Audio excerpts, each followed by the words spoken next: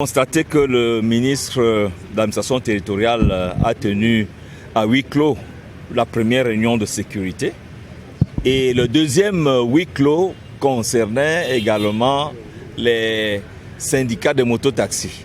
Donc, de manière générale, je voudrais dire que les mototaxis eux-mêmes ont reconnu que parmi leurs partenaires, parmi leurs collègues, il y en a qui ne sont pas de bonne foi.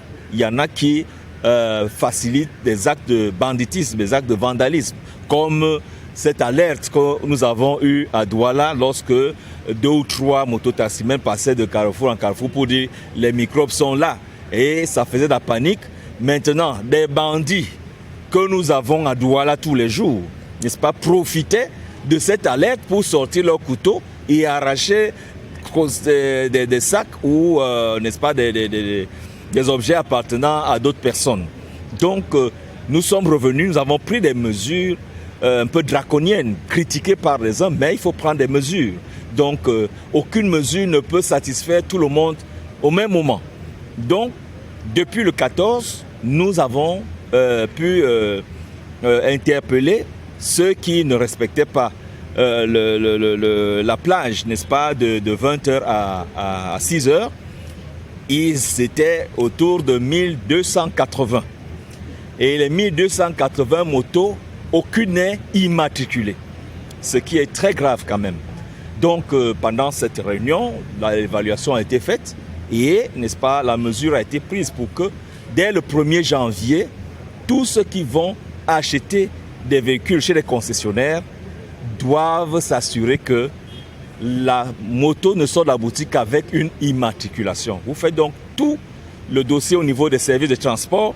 Le ministre des Transports a rassuré que ce dossier ne peut pas excéder une journée.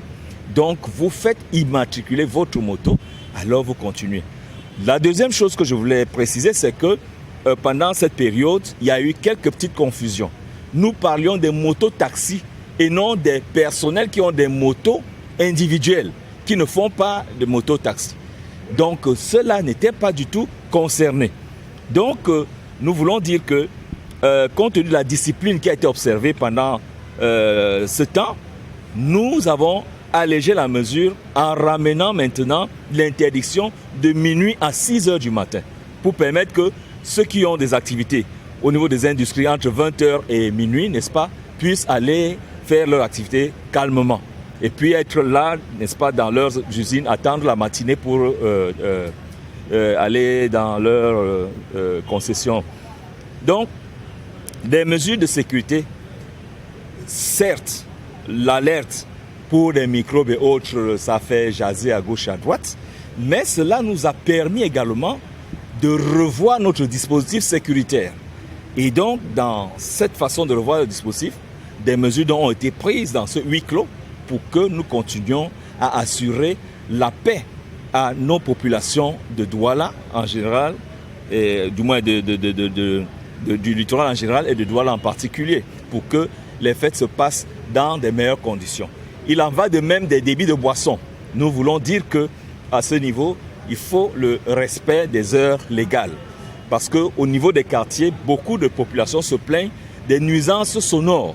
Et nous voulons dire que nous pourrons agir au cas par cas.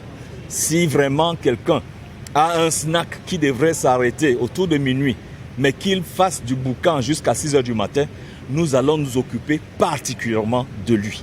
Et donc, les services de sécurité et les autorités administratives sont là pour accompagner les uns les autres pour que nous passions nos fêtes